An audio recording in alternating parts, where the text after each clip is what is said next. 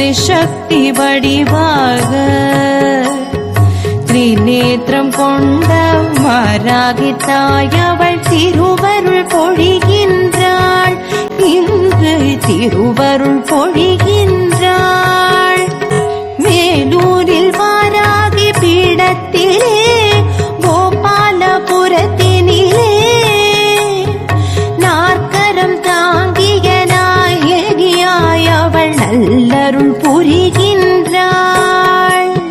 கருடன் மீதமர்ந்து கம்பீரமாக அரசாட்சி புரிகின்றாள். ஆதித்யன் ஒளியில் அழகு முகம் ஜொலிக்க அருட்காட்சி தருகின்றாள்.